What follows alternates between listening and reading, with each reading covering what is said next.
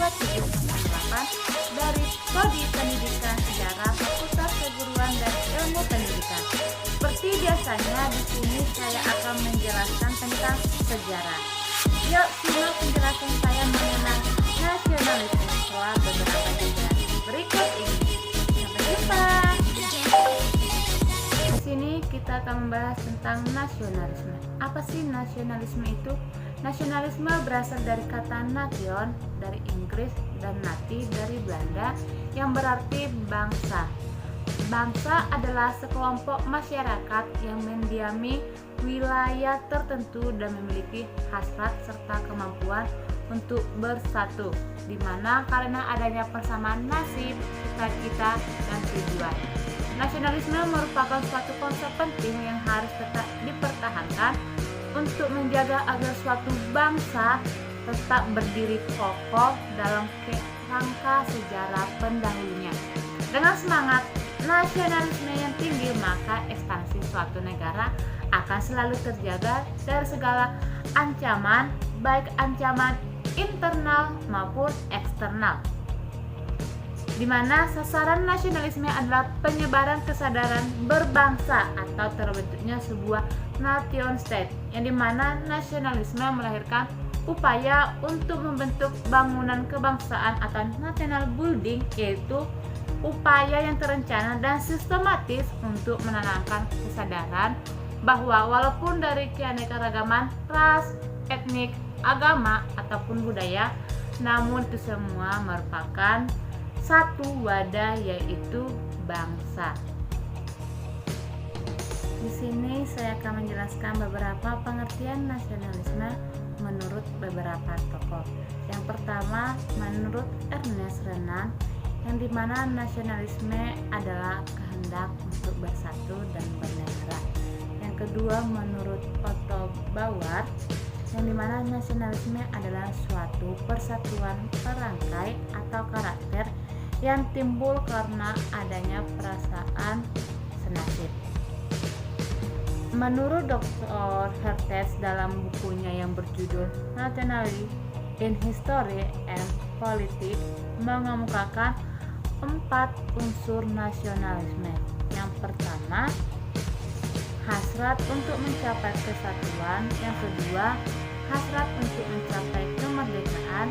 Yang ketiga, hasrat untuk mencapai keaslian. Dan yang keempat, hasrat untuk mencapai kehormatan bangsa.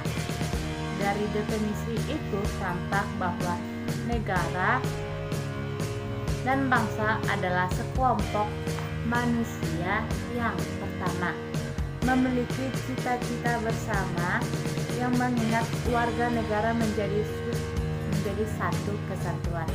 Yang kedua, memiliki sejarah hidup bersama sehingga tercipta rasa senasib sepenanggungan. Yang ketiga, memiliki adat, budaya, dan kebiasaan yang sama-sama sebagai akibat pengalaman hidup bersama.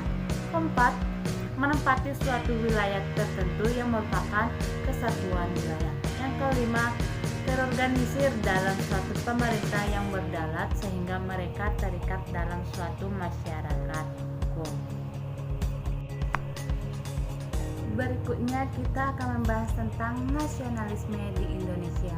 Bagaimana sih awal muncul nasionalisme di Indonesia? Di sini saya akan menjelaskannya. Nasionalisme di Indonesia muncul dari adanya kesadaran yang terus berkembang, yaitu kesadaran terhadap situasi ketertindasan yang melahirkan keinginan untuk bebas dan merdeka. Kesadaran tersebut pada akhir abad ke-19 melahirkan beberapa pergerakan organisasi modern, yang dimana salah satunya organisasi Budi Utomo. Sejak berdirinya organisasi Budi Utomo, perkembangan nasionalisme Indonesia menjadi sangat cepat dan pesat.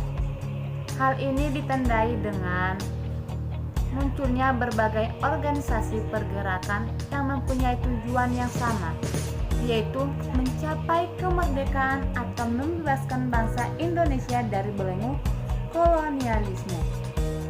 Nasionalisme yang terjadi di Indonesia adalah nasionalisme yang berkeadilan sosial, anti kolonialisme, imperialisme dan kapitalisme. Nasionalisme di Indonesia diawali dengan pembentukan identitas nasional, yaitu dengan adanya penggunaan istilah Indonesia untuk menyebut negara kita saat ini. Selanjutnya, istilah Indonesia dipandang sebagai identitas nasional atau lambang perjuangan bangsa Indonesia dalam menentang penjajahan. Kata yang mempersatukan bangsa dalam melakukan perjuangan dan pergerakan melawan penjajahan, sehingga segala bentuk perjuangan dilakukan demi kepentingan Indonesia, bukan atas nama negara. Kemudian adanya gagasan persatuan, kesatuan, dan nasionalisme merupakan dasar perjuangan untuk meraih kemerdekaan. Semangat nasionalisme bangsa Indonesia tidak lagi berjuang secara kedaerahan. Semuanya bersatu padu mengusir penjajah demi mewujudkan cita-cita Indonesia yang merdeka. Gerakan nasionalisme Indonesia telah membawa negara ini menjadi bangsa mandiri yang terlepas dari belenggu penjajahan bangsa lain. Sehingga pada tanggal 17 Agustus 1945 lahirlah bangsa Indonesia sebagai bangsa yang merdeka dan sejajar dengan bangsa-bangsa lain di dunia. Sejatinya yang melahirkan bangsa Indonesia bukan pengumuman kemerdekaan Indonesia pada tanggal 17 Agustus 1945. Akan tetapi semangat dan rasa nasionalisme yang tumbuh dan berkembang di hati tiap warga masyarakat Indonesia yang mencintai negara ini dengan segenap jiwa dan raganya. Aksi kaum tani berupa penghapusan tanaman paksa yang telah dilakukan sejak zaman penjajahan Belanda juga andil dalam revolusi kelahiran Indonesia. Tuntutan penghapusan tanam paksa merupakan perkembangan tipe nasionalis yang militan sehingga muncul pemberontakan yang dilakukan kaum petani.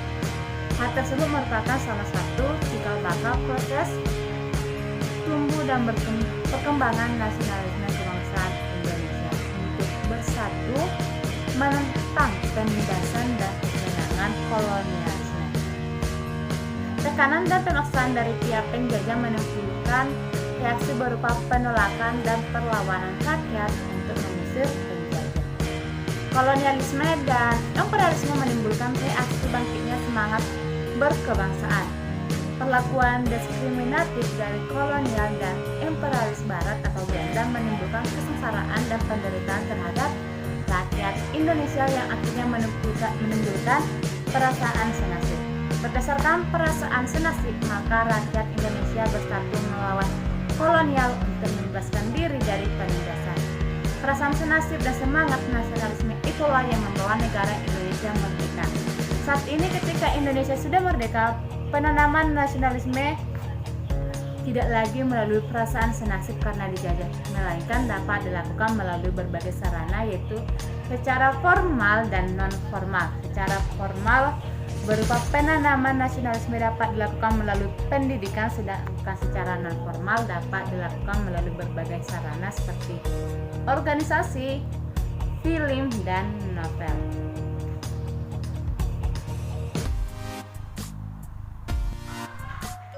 Demikian video penjelasan saya tentang nasionalisme hari ini. Jangan lupa like, comment, subscribe, and share. See you next time.